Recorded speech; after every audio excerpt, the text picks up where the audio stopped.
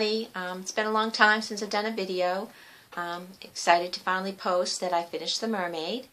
I also want to say I'm really excited about all the new cross-stitchers that have come on board and started posting. It's like, didn't this just blow up into like a really cool community of cross-stitchers everywhere?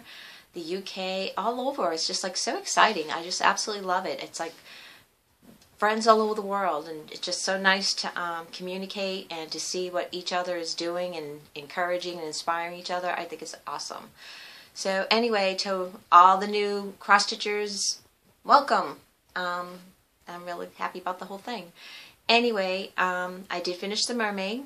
I have a little bit of camera problems, so I'm going to have to little start and stop kind of thing, but that's okay. I get to show it, it's done, and I get to move on. That's the big key here. Anyway, so hang on, and I will fiddle with this camera so you can see the mermaid. Okay, here she is. She is all done. I'm really happy about her. The top there, she's in a nice frame. Let's take a better picture. I put, instead of doing the metallic threads and stuff, I did the beads, and I think they came out so much nicer. They just twinkle and they look so pretty. So just back her up a little bit so you can see her. I'm sorry, this lousy videoing. But anyway, I'm really, really happy with her. Considering this is what she was supposed to look like. She's supposed to have jet black hair and just white and all that metallic stuff. So I kind of like that mine's unique in its own little way. So this is her. She's in her frame. I'll put her back in the frame with the glass. So unfortunately, I got to find a frame that doesn't have a glass that's not glary. I don't like the glass that it came with. So anyway, that's her. I am really happy with her. I'm glad she's all done. Yes, I'm sure I've been sick of hearing about the mermaid. So, but now it's like, okay, what to do next? I feel like a kid in a candy store. I don't know what to do next. I'm so excited. Or it's like Christmas. It's like all these things I want to do, and everyone's projects are so inspiring and encouraging. It's just like, you know, your hands just want to get into every texture, everything. So it's just like, I'm overwhelmed but excited. So I did start one for myself. Yes, I said myself.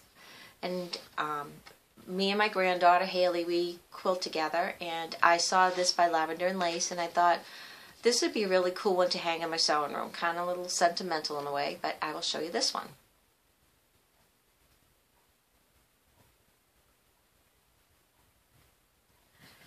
I already started, like I said, but all I have done on her is just the hair. So she's not worth showing yet.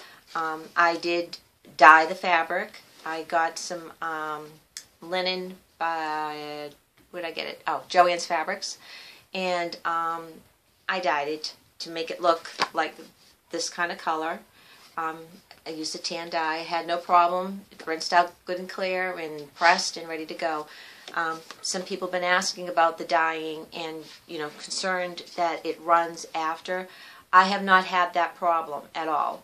Like I said, with the mermaid, I did hers, and I actually washed it 3 times before I actually got it done, because taking her to work, I don't know, the dust, whatever, she got some spots on her, so I had to wash her.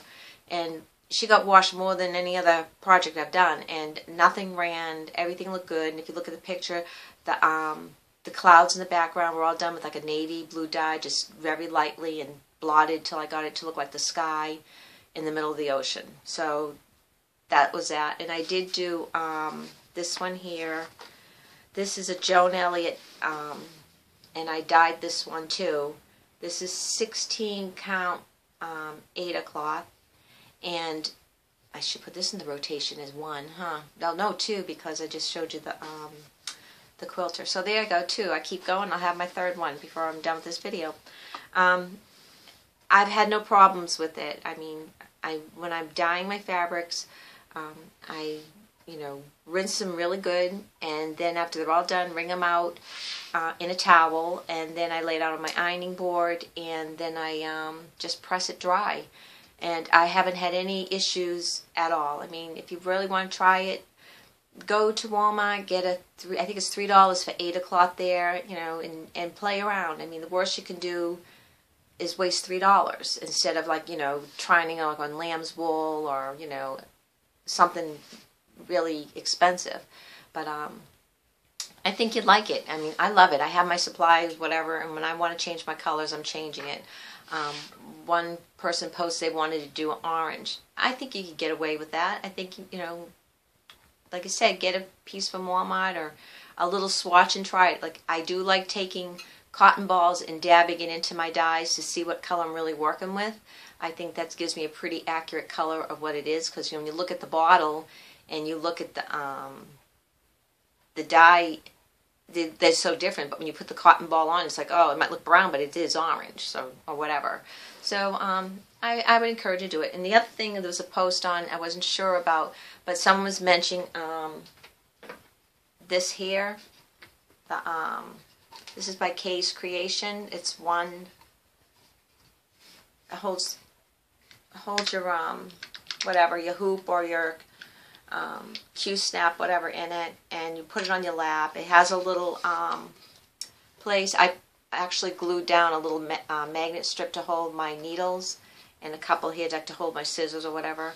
And I sit this on my lap, and I can stitch one-handed if I wanted to. For that person out there that can only use one hand, this one's awesome because the weight of the wood that sits on your lap actually kind of keeps it stable and not flimsy, so it's not wanting to fall off or tip over. Absolutely love this. I mean, I'm planning on surgery again, and I'll be laid up, so I'll be using this again, laying down in bed, and I have no complaints of this. So to that person out there, Kay's Creation. I actually contacted the Kay's Creation company and spoke to the man out there, and they were very nice to me and very helpful, and I have no problems dealing with them. They were great. So that is that. So to that person, check it out. I think you'd be really happy with it. So all the other stuff now, I got all these other cross-stitch projects and all these other things, and I'm like, you just don't know which to go next. But I am going to figure it out and try the rotation and see if that helps, or go back to just doing one at a time. I'm not sure, but I'm going to give it a whirl. What the hey. But anyway, I think that's about it. I think I covered just about all that's been going on right now. Like I said, I really like all your projects out there, and you guys are doing a great job. And I will talk to all you guys later, hopefully sooner than later. So, bye for now.